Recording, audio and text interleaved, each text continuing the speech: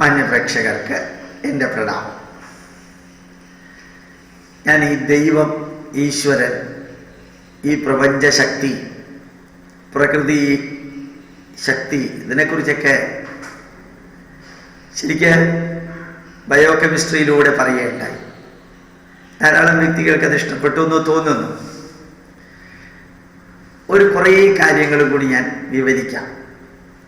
ഇടയ്ക്ക് പണ്ട് ചില പ്രഭാഷണങ്ങളിലൊക്കെ വിവരിച്ച കാര്യങ്ങൾ തന്നെയാണിത്. എന്നാലും ഒന്ന് ചിന്തിച്ച് നോക്കാം. നമ്മൾ ഈ കണ്ണുകൊണ്ട് കാണുന്ന കാര്യങ്ങൾ, ചെവി കൊണ്ട് കേൾക്കുന്ന കാര്യങ്ങൾ, മൂക്കിലൂടെ ഗന്ധം അനുഭവിക്കുന്നത്, നാക്കിലൂടെ സ്വാദനുഭവിക്കുന്നത്, ഇത് നമ്മുടെ തലച്ചോറിലുണ്ട്.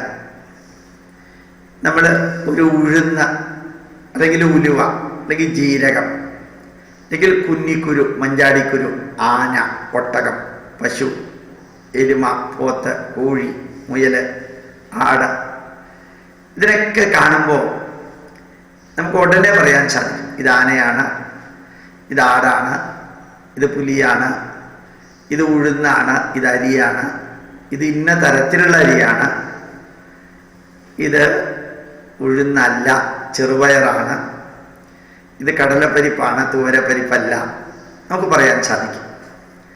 ഇങ്ങനെ ഇത് പറയാൻ സാധിക്കുക. നമ്മുടെ തലച്ചോറിൽ നമ്മൾ കാണുന്ന ആയിരക്കണക്കിന് വ്യക്തികളുടെ രൂപം, ആയിരക്കണക്കിന് സാധനങ്ങളുടെ രൂപം, ഇതെല്ലാം നമ്മളുടെ തലയിലുണ്ട്. ആ തലയിൽ എങ്ങനെയാ വെച്ചിരിക്കുന്നത് എന്നൊന്ന് ചിന്തിച്ചിട്ടുണ്ടോ? അത് ഫ്ലോപ്പി ഡിസ്ക് ആയിട്ട് വെക്കാൻ സാധിക്കില്ല, CD ആയിട്ട് വെക്കാൻ സാധിക്കില്ല, ഫോട്ടോ ആയിട്ട് വെക്കാൻ സാധിക്കില്ല. ഈ തലച്ചോറിനകത്ത് ഈ സാധനങ്ങളെല്ലാം എങ്ങനെയാ വെച്ചിരിക്കുക? നമ്മൾ കണ്ട ഉടനെ നമുക്ക് മനസ്സിലാവും. ഇങ്ങനെ ഒരു വര വരച്ചാൽ അത് 1 തിരിച്ചരിച്ച് വരച്ചാൽ 2, ഇങ്ങനെ വരച്ചാൽ 3, 1 ഇടത് സൈഡിലും 0 വല സൈഡിലും ഇട്ടാൽ 10. ഈ 10 എന്നുള്ള ആ ചിത്രം തലയ്ക്കകത്ത് എങ്ങനെയാ വെച്ചിരിക്കുന്നത്? ജന്തുക്കളുടെ ചിത്രം, പൂക്കളുടെ, ഇലകളുടെ, കായ്കളുടെ, പഴങ്ങളുടെ, സൂര്യൻ്റെ, ചന്ദ്രൻ്റെ, പച്ചക്കറികളുടെ, അതുപോലെ ചില സ്ഥലത്തെ മലയാള അക്ഷരങ്ങൾ ചേർന്ന വാക്കുകൾ, ചില ചിത്രങ്ങൾ. വെറുതെ ചിന്തിച്ച് നോക്കാം. 10,000 മുല്ലപ്പൂവിൻ്റെ ചിത്രം, റോസാപ്പൂവിൻ്റെ ചിത്രം, താമരയുടെ ചിത്രം, ചെമ്പകത്തിൻ്റെ ചിത്രം, എല്ലാം ചിന്തിച്ച് നോക്കാം. ഇനി പിച്ചിയും മുല്ലയും തമ്മിലുള്ള ചിന്തിച്ച് നോക്കാം. ചെമ്പരത്തിയുടെ ചിത്രം, കോളാമ്പിയുടെ ചിത്രം, അല്ലെങ്കിൽ യഥാർത്ഥ കോളാമ്പി, യഥാർത്ഥ ചെമ്പകം, യഥാർത്ഥ മുല്ല, യഥാർത്ഥ പിച്ചകം. ഇത് നമ്മുടെ തലയിൽ ആ രൂപം എങ്ങനെയാ വെച്ചിരിക്കുന്നത്? വെറുതെ ചിന്തിച്ച് നോക്കാം. ഒരു യുക്തിവാദിയുടെ വീക്ഷണത്തിലൂടെ ചിന്തിച്ച് നോക്കാം. ഇനി അത് തലച്ചോറിനകത്ത് അത് എവിടെയാ സൂക്ഷിച്ചു വെച്ചിരിക്കുന്നത്? അതും ചിന്തിക്കാം. എങ്ങനെയാ സൂക്ഷിച്ചു വെച്ചിരിക്കുന്നത്? അതും ചിന്തിക്കാം. മനസ്സിലാക്കിയിടത്തോളം തലച്ചോറിനകത്ത് ചെറിയ ന്യൂറോണുകൾ മാത്രമാണ് ഉള്ളത്. ആ ന്യൂറോണുകളിൽ അതിൻ്റെ അഗ്രിഗേഷനാണ് 1.25 കിലോഗ്രാം ഭാരമുള്ള തലച്ചോറ്. അതാണ് ഈ ചിത്രമെല്ലാം ശേഖരിച്ചു വെച്ചിരിക്കുന്നത്. ഇനി ഇപ്പൊ കണ്ണിൻ്റെ കാര്യം ഞാൻ പറഞ്ഞു. ഇത് ശരിക്കും ഒരു 5 മണിക്കൂർ വേണമെങ്കിൽ ഇനിയും പറയാം. ഇതൊരു കോഴിയുടെ കാര്യത്തിലും അതിൻ്റെ കണ്ണിന്, ഒരു പട്ടിയുടെയും പൂച്ചയുടെയും മുയലിൻ്റെയും കാര്യത്തിലും അതിൻ്റെ കണ്ണ് പലതും കണ്ട് എടുക്കും. ഒരു പശുവിൻ്റെ അടുത്ത് പശുവിനെ വളർത്തുന്ന ആൾ പോയാൽ ശാന്തമായിട്ട് നിൽക്കും. പുതിയ ഒരു വ്യക്തിയാണ് പോയതെങ്കിൽ അത് അത്ഭുതത്തോടു കൂടി ഇങ്ങനെ നോക്കി നിൽക്കും. അതിന് മനസ്സിലായി പരിചയമില്ലാത്ത ആളാണെന്ന്. അപ്പോൾ കണ്ണ് എന്ന പ്രതിഭാസം, പുറത്തുള്ള പ്രകാശരശ്മി ഈ കണ്ണിലെ ചെറിയ കൃഷ്ണമണിയിലൂടെ അകത്തേക്ക് പോയി റെട്ടിനായിൽ വീണ്, അത് തലതിരിഞ്ഞ് വീണതിനെ ചെറിയ ഇലക്ട്രിക്കൽ വേവ്സ് ആക്കിയിട്ട് നമ്മുടെ തലച്ചോറിലെ വിഷ്വൽ സെൻറ്ററിൽ കൊണ്ടുപോയി പണ്ട് മുതൽക്ക് നമ്മൾ കണ്ടിട്ടുള്ള, പണ്ട് ഒരിക്കലെങ്കിലും കണ്ടിട്ടുള്ള ആ രൂപവുമായിട്ട് അനവധി കോടിക്കണക്കിന് രൂപങ്ങളുള്ളതിൽ ഒരു രൂപവും ഇതുമായിട്ട് ബന്ധമുണ്ട്.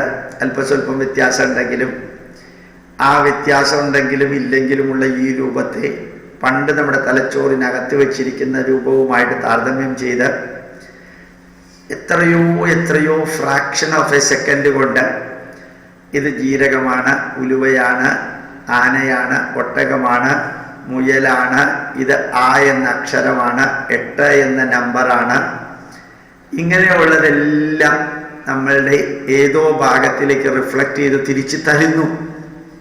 പുസ്തകം വായിക്കുകയാണെങ്കിൽ നമ്മൾ ആ അക്ഷരത്തിൻ്റെ രൂപം അകത്തുനിന്ന് റിഫ്ലക്ഷൻ വന്ന ഉടനെ അക്ഷരങ്ങൾ ചേർന്ന, വാക്കുകൾ ചേർന്ന, വരികൾ ചേർന്ന എല്ലാം നമ്മൾ വായിച്ചു കഴിഞ്ഞിട്ടുണ്ടാവും.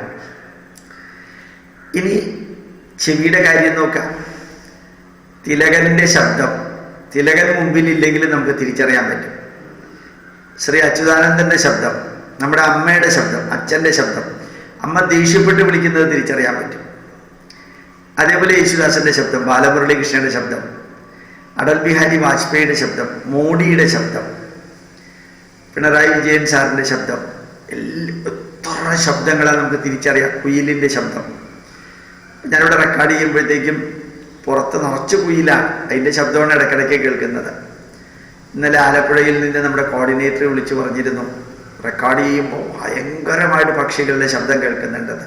അതൊരു രസമല്ലേ എന്ന് ഞാൻ പറഞ്ഞു. കാരണം എന്താണെന്ന് വെച്ച് കഴിഞ്ഞാൽ ആ പക്ഷികളുടെ ശബ്ദം കേൾക്കുമ്പോൾ എന്തൊരു സന്തോഷമാണ്, ഇതൊരു എനർജിയാണ് കിട്ടുക. അപ്പോൾ അതിൻ്റെ ശബ്ദം, പട്ടിയുടെ ശബ്ദം നമുക്ക് തിരിച്ചറിയാം, പൂച്ചയുടെ ശബ്ദം തിരിച്ചറിയാം, കുയിലിൻ്റെ ശബ്ദം തിരിച്ചറിയാം, കാക്കയുടെ ശബ്ദം തിരിച്ചറിയാം, സിംഹത്തിൻ്റെ ശബ്ദം തിരിച്ചറിയാം, പുലിയുടെ ശബ്ദം നമുക്ക് തിരിച്ചറിയാൻ സാധിക്കും, നമ്മുടെ അയൽവക്കത്തുകാരുടെ ശബ്ദം തിരിച്ചറിയാം. എത്ര ശബ്ദങ്ങളെ നമുക്ക് തിരിച്ചറിയാൻ സാധിക്കാം. ഇപ്പോൾ ചെവിയിലൂടെ ശബ്ദതരംഗം പോയിട്ട് അത് ഇയർ ഡ്രമ്മിൽ ചെന്ന് അത് വൈബ്രേറ്റ് ചെയ്തിട്ട് അത് ഇലക്ട്രിക്കൽ വേവ്സ് ആക്കിയിട്ട് കോക്ലിയയിലുള്ള ഒരു ഡ്രോപ്പ് ഫ്ലൂയിഡ്, ആ ഫ്ലൂയിഡിൽ ഇൻറ്റൻസിറ്റി വ്യത്യാസം വന്ന് അത് നമ്മുടെ തലച്ചോറിനകത്തുള്ള കേൾവി കേന്ദ്രം, ഓഡിയോ സെൻറ്ററുമായിട്ട് ബന്ധപ്പെട്ട് ഇത്രയും കാലം കേട്ട് തലച്ചോറിനകത്ത് സ്റ്റോർ ചെയ്തിരിക്കുന്ന ആ ശബ്ദവുമായിട്ട് താരതമ്യം ചെയ്തിട്ട് ഈ ശബ്ദം കുയിലിൻ്റേതാണ്, ഇത് അമ്മയുടേതാണ്, ഇത് അച്ഛൻ്റേതാണ്, ഇത് മകൻ്റേതാണ്, മകളുടേതാണ്, ഇത്തിരി ദേഷ്യത്തിലാണെന്ന് തോന്നുന്നു, ശബ്ദം കേൾക്കുമ്പോൾ സന്തോഷത്തിലാണെന്ന് തോന്നുന്നു, ഇത് ചക്കരപ്പന്തലിൽ തേന്മഴ പൊഴിയും ചക്രവർത്തി കുമാര എന്ന പാട്ടാണ്, അല്ലെങ്കിൽ കയ്യൊന്ന് പിടിച്ചേ നടക്കാറുള്ളൂ, കഥയൊന്ന് കേട്ടേ ഉണ്ണാറുള്ളൂ എന്ന പാട്ടാണെന്നുള്ളതും, അതുപോലെ ജനഗണമന അധിനായക ജയ ഹേ ഭാരത ഭാഗ്യവിദാത എന്നുള്ള ദേശീയ ഗാനമാണെന്നും, ഇങ്ങനെ പൂക്കുന്നിതാ മുല്ല പൂക്കുന്നിലഞ്ഞി പൂക്കുന്നു തേന്മാവു പൂക്കുന്ന ശോകം ചെവിയിലൂടെ കേട്ട് അകത്തേക്ക് എടുത്തു വെച്ച കവിതകളും പാട്ടുകളും ശബ്ദങ്ങളുമെല്ലാം അതാതിൻ്റേതാണെന്ന് തിരിച്ചറിയാൻ പാകത്തിന് തലച്ചോറിനകത്ത് വെച്ചിരിക്കുന്ന പ്രതിഭാസം, അതാവശ്യമുള്ളപ്പോൾ എടുത്ത് നാക്കിലൂടെ അതേ ശബ്ദം ഉണ്ടാക്കാൻ സാധിക്കുന്ന ആ പ്രതിഭാസത്തിന് നമ്മൾ എന്താ അതിന് പറയുക? ഇപ്പം കണ്ണിൽ കൂടെ അകത്തേക്ക് പോയി തലച്ചോറിനകത്ത് ഒരു പ്രദേശത്ത് നിറച്ചു വെച്ചിരിക്കുന്ന കാഴ്ചകൾ ചെവിയിലൂടെ അകത്തേക്ക് പോയിട്ട് നമ്മുടെ തലച്ചോറിനകത്ത് ഏതോ ഭാഗത്ത് വെച്ചിരിക്കുന്ന വയലിൻ്റെ ശബ്ദം, തബലയുടെ ശബ്ദം, ചെണ്ടയുടെ ശബ്ദം, പഞ്ചവാദ്യത്തിൻ്റെ ശബ്ദം, താളത്തിൻ്റെ ശബ്ദം, എടക്കയുടെ ശബ്ദം, ശംഖിൻ്റെ ശബ്ദം, അതേപോലെ വൈവിധ്യമാർന്ന സംഗീതോപകരണങ്ങൾ, വൈവിധ്യമാർന്ന പാട്ടുകൾ, വൈവിധ്യമാർന്ന വ്യക്തികളുടെ ശബ്ദങ്ങൾ, വൈവിധ്യമാർന്ന മൃഗങ്ങളുടെ ശബ്ദങ്ങൾ, വൈവിധ്യമാർന്ന എന്തൊക്കെയോ XYZ വെടിക്കെട്ട്, ഓലപ്പടക്കത്തിൻ്റെ ശബ്ദം, കഥനവെടിയുടെ ശബ്ദം, ഡൈനാമിറ്റിൻ്റെ ശബ്ദം, വണ്ടി ബ്രേക്ക് ഇടുന്ന ശബ്ദം, വണ്ടി സ്റ്റാർട്ടാക്കുന്ന ശബ്ദം, വണ്ടിയുടെ ടയർ പൊട്ടുന്ന ശബ്ദം, ഇതെല്ലാം നമ്മുടെ തലച്ചോറിനകത്ത് നമുക്ക് വളരെ പെട്ടെന്ന് റിക്കളക്ട് ചെയ്യാൻ പാകത്തിനെടുത്ത് വെച്ചിട്ടുണ്ട്. ചെവി, കണ്ണ്. ഇനി മൂക്കിൻ്റെ നോക്കാം. സാമ്പാറിൻ്റെ വാസന, അവിയലിൻ്റെ വാസന, ഓലൻ്റെ വാസന, ചെമ്പകത്തിൻ്റെ വാസന, മുല്ലപ്പൂവിൻ്റെ വാസന, താമരയുടെ വാസന, അതുപോലെ മുഷിഞ്ഞ മുണ്ടിൻ്റെ വാസന, മുഷിയാത്ത മുണ്ടിൻ്റെ വാസന, അലക്കിയ മുണ്ടിൻ്റെ വാസന, വ്യക്തികളുടെ പോലും വാസന, അതുപോലെ ഇലകളുടെ വാസന, വെജിറ്റബിൾസിൻ്റെ വാസന, കരിഞ്ഞ സാമ്പാറിൻ്റെയും കരിയാത്ത സാമ്പാറിൻ്റെയും വാസന, വെളിച്ചെണ്ണയുടെ വാസന, നല്ലെണ്ണയുടെ വാസന, കടുകെണ്ണയുടെ വാസന, കടലെണ്ണയുടെ വാസന, ദോശ റോസ്റ്റ് ആയാലുള്ള വാസന, റോസ്റ്റ് ആവാത്ത ദോശയുടെ വാസന, ഇഡ്ഡലിയുടെ വാസന, വെറുതെ ചിന്തിച്ചു. എത്ര തരം കറികൾ, എത്ര തരം മസാലകൾ, എത്ര തരം സ്പൈസസ്, അതിൻ്റെ എല്ലാത്തിൻ്റെയും വാസന. അതേപോലെ പൊട്ടാസിൻ്റെ വാസന, ഈ മണ്ണെണ്ണയുടെ വാസന, ഇങ്ങനെയുള്ള എത്ര വാസനകൾ നമ്മുടെ മൂക്കിലൂടെ ചെന്ന് ഒരു സ്ക്വയർ ഫീറ്റ് ഓൾ ഫാക്ടറി ലോബുണ്ട്. അവിടെ 55 മൈക്രോവോൾട്ട് ഇലക്ട്രിസിറ്റി മുതൽക്ക് ആ ഇലക്ട്രിസിറ്റിയാണ് നേരെ തലച്ചോറിൽ ചെന്നിട്ട് വാസന വരുന്നുണ്ടെന്നറിയുന്നത്. 2, 3, 4 മോളിക്യൂളുകൾ മുല്ലപ്പൂവിൻ്റെ വന്നാൽ അത് തിരിച്ചറിയാൻ സാധിക്കും. ഒരു ദൂരെ നിൽക്കുന്ന നമുക്ക് സാമ്പാർ കരിയുന്നതും ദോശ കരിയുന്നതും പാത്രം ചൂടാവുന്നതും എല്ലാം അറിയാൻ സാധിക്കും. ചീഞ്ഞ തക്കാളിയുടെ, ചീഞ്ഞ ഉരുളക്കിഴങ്ങിൻ്റെ, ചീഞ്ഞ മത്തങ്ങയുടെ, ചീത്തയായ പാലിൻ്റെ ഗന്ധം, ദുർഗന്ധം, ഇതൊക്കെ നമുക്ക് തിരിച്ചറിയാൻ സാധിക്കും. ഈ ഗന്ധം എവിടെയാണ് തലച്ചോറിനകത്ത് വെച്ചിരിക്കുന്നത്? വെറുതെ ചിന്തിച്ച് നോക്കാം. വണ്ടി ഓടിക്കുമ്പോൾ ചിന്തിക്കല്ലേ, വെറുതെ ചിന്തിച്ച് നോക്കാം. ഇതേപോലെ നാക്ക്, ഈ ഗന്ധം പോലെ തന്നെ നാക്ക് എന്തിൻ്റെയൊക്കെ തരം ടേസ്റ്റുകളാണ്. മാങ്ങയുടെ ടേസ്റ്റ്, മാങ്ങ തന്നെ പ്രിയൂർ മാങ്ങയ്ക്കൊരു ടേസ്റ്റ്, മൽഗോവയ്ക്ക് വേറൊരു ടേസ്റ്റ്, ചന്ദ്രക്കാരന് വേറൊരു ടേസ്റ്റ്, മൂവാണ്ടൻ മാങ്ങയ്ക്ക് വേറൊരു ടേസ്റ്റ്, ദിൽപസന്തിന് വേറൊരു ടേസ്റ്റ്, അൽഫോൺസയ്ക്ക് വേറൊരു ടേസ്റ്റ്. എത്ര തരം മാങ്ങയുടെ ടേസ്റ്റ് നമുക്ക് തിരിച്ചറിയാൻ പറ്റും. ചക്കയുടെ ചക്കപ്പഴത്തിൻ്റെ അറിയാൻ പറ്റും, ആത്തച്ചക്കയുടെ, മത്തങ്ങയുടെ, കുമ്പളങ്ങയുടെ. നമ്മൾ ഇത്രയും കറികളുണ്ടല്ലോ, കറികളുടെ ടേസ്റ്റ്. എത്ര ബേക്കറി ഐറ്റം ഉണ്ട്, അതിൻ്റെ ടേസ്റ്റ്. എത്ര തരം പായസമുണ്ട്, എല്ലാം മധുരമാണെങ്കിലും അതിൻ്റെ ടേസ്റ്റുകൾ. എന്തെല്ലാം ടേസ്റ്റുകളാണ് നമുക്ക് തിരിച്ചറിയാൻ സാധിക്കാം. ഈ ടേസ്റ്റ് തലച്ചോറിനകത്ത് എവിടെയാണ് വെച്ചിരിക്കുന്നത്? നമ്മൾ ചിലപ്പോൾ പറയാറില്ലേ, അയാളുണ്ടാക്കിയ സാമ്പാറിൻ്റെ ടേസ്റ്റ് അമ്മ ഉണ്ടാക്കുന്ന മാതിരി ആവില്ല. അല്ലെങ്കിൽ തിരിച്ചു പറയാറില്ലേ, അമ്മ ഉണ്ടാക്കുന്നത് പോലെ തന്നെ ഉണ്ടാക്കുന്ന ഒരാളേ ഉള്ളൂ. അപ്പോൾ ആ 2 സാമ്പാറിന് ടേസ്റ്റ് വ്യത്യാസമുള്ളത് കൊണ്ടാണല്ലോ അങ്ങനെ പറയുന്നത് നമ്മൾ. അപ്പം ഇങ്ങനെ വെറുതെ ടേസ്റ്റിനെ കുറിച്ച് ചിന്തിച്ച് നോക്കാം. നിങ്ങൾക്ക് ഈ ലോകത്തിൽ ബയോ കെമിസ്ട്രിയിലൂടെ ദൈവത്തെ കാണാൻ സാധിക്കും. ഈ 1.25 കിലോഗ്രാം ഭാരമുള്ള തലച്ചോറിനകത്ത് ഉള്ള സ്റ്റോറേജ് കപ്പാസിറ്റിയുടെ, അനാലിറ്റിക്കൽ കപ്പാസിറ്റിയുടെ 1% നമ്മൾ ഉപയോഗിക്കുന്നത്. അത്രയും. വേറൊരു പുസ്തകത്തിൽ ഞാൻ വായിക്കേണ്ടായി, യൂട്ടിലൈസബിൾ കപ്പാസിറ്റി, തലച്ചോറിനെ നമുക്ക് ഉപയോഗിക്കാൻ സാധിക്കുന്നതിൻ്റെ 6% നമ്മൾ ഉപയോഗിക്കുന്നത്. ഉപയോഗിക്കാൻ സാധിക്കുന്നതിൻ്റെ 94% ഉപയോഗിക്കാതെ കിടക്കുകയാണ്. അപ്പം തലച്ചോറിനകത്ത് കണ്ണിൽ കാണുന്ന കാഴ്ചകൾ, ചെവിയിൽ കേൾക്കുന്ന ശബ്ദം, മൂക്കിലൂടെ അറിയുന്ന ഗന്ധം, നാക്കിലൂടെ അറിയുന്ന സ്വാദം, ഇങ്ങനെയെല്ലാം. പിന്നെ ത്വക്കിലൂടെ മെയിൻലി ടെമ്പറേച്ചറാണ്. പിന്നെ സുഖമുള്ള ബെഡ്, സുഖമില്ലാത്ത ബെഡ്, ഇങ്ങനെയൊക്കെയുള്ളതും ആവാം. ഞാൻ നിങ്ങളോട് പറഞ്ഞത് തലച്ചോറ് എന്ന പ്രതിഭാസം ഇത് മനുഷ്യൻ്റെ മാത്രമല്ല, എല്ലാ മൃഗങ്ങൾക്കും തലച്ചോറുണ്ട്. ശരിക്ക് ഒരു ഓന്ത, ആ ഓന്തിനെ കുറിച്ച് ഈ ഡിസ്കവറി ചാനലിൽ അടുത്ത കാലത്ത് കാണേണ്ടായി. ഒരു ഓന്ത അതിൻ്റെ കൂടിൻ്റെ അടുത്ത് നിൽക്കുകയാണ്. ദൂരെ നിന്ന് ഒരു പാമ്പ് വരുന്നു. ആ പാമ്പ് അടുത്ത് വന്ന് ഈ ഓന്ത് ഇങ്ങനെ പാമ്പിനെ നോക്കിയിരിക്കുകയാണ്.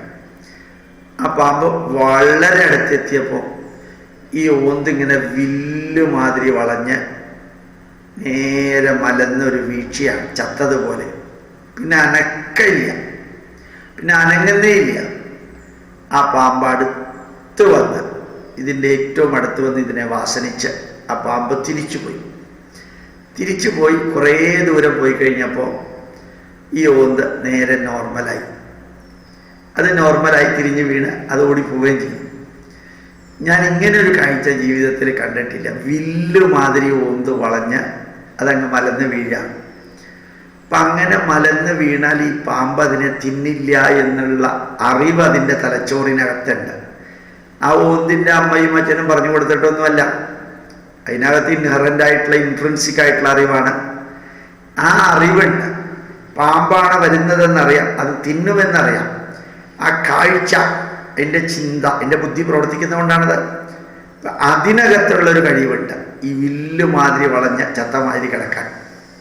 ചത്തമാതിരി കിടന്നാലും പോരല്ലോ, ചത്തതിനെ ആ പാമ്പ് തിന്നില്ലെന്നുള്ള അറിവ് കൂടി വേണ്ടേ? എന്നാലല്ലേ അങ്ങനെ കിടന്നുകൊണ്ട് പ്രയോജനമുള്ളൂ. എല്ലാ മൃഗങ്ങളും പാമ്പ് വരുമ്പോഴത്തേക്കും ചത്തമാതിരി കിടക്കാറില്ല, ഓടിപ്പോവല്ലേ പതിവ്.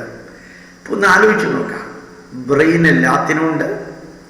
മൃഗങ്ങൾക്ക് വിവേകമില്ലെന്ന് ബൈബിളിലോ ഖുറാനിലോ പറയുന്നു എന്ന് പറയുന്നതിൽ ഒരർത്ഥമില്ല. ഈ ഏഷ്യാനെറ്റിൽ അടുത്ത കാലത്ത് ഒരു പശുവിനെ കൊല്ലുന്ന കാഴ്ച കാണിച്ചു എന്ന് ഞാൻ പറയുകയുണ്ടായി. ചോരയിൽ ഓരോ പശുവിനെയും കൊന്നതിന് ശേഷം ആ മുറിയിൽ ഇങ്ങനെ ചോര നിറഞ്ഞിരിക്കുക. ഇയാളെ കത്തി ഇങ്ങനെ മൂർച്ചപ്പെടുത്തുകയാണ്. ഈ വന്ന പശു ഇങ്ങനെ വിറച്ച് വിറച്ച് വിറച്ച് നിൽക്കുകയാണ്. ഇയാൾ അടുത്ത് വരുമ്പോഴത്തേക്കും ഈ ചോരയിൽ കാല് വെച്ചിരിക്കുന്ന കാല് സ്ലിപ്പാവുന്നുണ്ട്. ആ ഭയത്തിൻ്റെ പരമകാഷ്ഠയിൽ നിന്നുകൊണ്ട് അതിൻ്റെ കാല് രണ്ടും 4 കാലും കൂടി ചേർത്ത് അങ്ങനെ കെട്ടുന്നു. കഴുത്തിൽ പച്ചയ്ക്ക് അങ്ങ് കത്തി ഇറക്കുന്നു. ആ പശുവിൻ്റെ കണ്ണ് ഒന്ന് കാണേണ്ടതാണ്. അതിന് വിവേകം ഇല്ലേ? ഇനി അഥവാ അതിന് വിവേകം ഇല്ലെങ്കിൽ ഒരു വയസ്സോ 1.5 വയസ്സോ ആയിട്ട് ആ കുട്ടിയുടെ കാര്യം എടുക്കാം. അതിൻ്റെ കഴുത്തിൽ കൊണ്ടുപോയിട്ട് കത്തി വെച്ചാൽ അത് തിരിച്ചേ അറിയില്ല. അതിന് ഒട്ടും വിവേകമില്ല 1 വയസ്സായിട്ടുള്ള കുട്ടിക്ക്. അപ്പം അതിന് വിവേകമില്ലെങ്കിൽ അതിനെയും മറത്തൂടെ? അപ്പോൾ മൃഗങ്ങൾക്ക് വിവേകമില്ലെന്ന് പറയുന്നത് എന്തൊരബദ്ധം. അതിന് ഇണയെ കണ്ടാൽ അറിയാം, അതിന് ശത്രുക്കളെ കണ്ടാൽ അറിയാം, ഓടി രക്ഷപ്പെടേണ്ടതറിയാം. ഒരു പട്ടിയും പശുവോ കോഴിയോ റോഡ് മുറിച്ച് കിടക്കുമ്പോൾ അപ്പുറത്തുനിന്നും ഇപ്പുറത്തുനിന്നും വാഹനങ്ങൾ വരുന്നുണ്ടോ എന്ന് എത്ര നോക്കിയിട്ടാണ് അത് കടന്നു പോകുന്നത്, ഒരു വണ്ടിയുടെയും ഇടയിൽപ്പെടാതെ. വിവേകമുണ്ട്. ഞാൻ ഇത് പറഞ്ഞത് എല്ലാത്തിനും ബ്രെയിൻ ഉണ്ടെന്ന് അറിയിക്കാനാണ്. അത് മനുഷ്യനേക്കാൾ കഴിവുള്ള ബ്രെയിനുള്ള മൃഗങ്ങളുണ്ട്, മനുഷ്യനേക്കാൾ കുറവ് കപ്പാസിറ്റിയുള്ള ബ്രെയിൻ വളർച്ച എത്തിയ മൃഗങ്ങളുമുണ്ട്. അപ്പം നമ്മുടെ മുമ്പിൽ ഈ ചെവിയിലൂടെ കേൾക്കുന്നതും കണ്ണിലൂടെ കാണുന്നതും മൂക്കിലൂടെ ഗന്ധമറിയുന്നതും നാക്കിലൂടെ ഗന്ധമറിയുന്നതും നാക്കിലൂടെ ടേസ്റ്റ് അറിയുന്നതുമെല്ലാം ഏത് സയൻസ് കൊണ്ടാണ് വിവരിക്കാൻ സാധിക്കാം? ഇനി അഥവാ വിവരിച്ചാൽ തന്നെ അതൊന്നും കണ്ടുപിടിച്ചതല്ല, കണ്ടുപഠിച്ചതാണ്. കണ്ടുപിടിച്ചതല്ല, കണ്ടുപഠിച്ചതാണ് എന്നുകൂടി അറിയാൻ സാധിക്കട്ടെ. ഇപ്പോൾ ഞാൻ ഈശ്വരനെ ബയോകെമിസ്ട്രിയിലൂടെ വിവരിച്ചു. ഇനി ചെടികളിലുള്ള ബയോകെമിസ്ട്രിയും സിട്രിക് ആസിഡ് സൈക്കിളും എല്ലാം വിവരിക്കുന്നുണ്ടാവും. ചുമ്മാ ഒരു രസം. ധാരാളം വ്യക്തികൾ നല്ല കമൻ്റ് എഴുതുന്നുണ്ട്. പിന്നെ ഇതൊരു നല്ല വിഷയവുമാണ്. നമ്മുടെ മക്കൾക്ക് ഈശ്വരനെ കുറിച്ചൊക്കെ പറഞ്ഞു കൊടുക്കാൻ നല്ലൊരു വിഷയമാണ്. കാരണം സയൻസിലൂടെ ഈശ്വരനെ പറഞ്ഞു കൊടുത്താൽ ജീവിതത്തിൽ ഒരിക്കലും മറക്കില്ല. അത് അനാദികാലം നിൽക്കും. അന്ധമായിട്ടുള്ള വിശ്വാസത്തിലൂടെ കൊടുത്താൽ എവിടെയെങ്കിലും ഒന്ന് പതറിയാൽ ചിലപ്പോൾ അയാൾ നിരീശ്വരവാദിയായി തീരും. പ്രണാമം, നമസ്കാരം.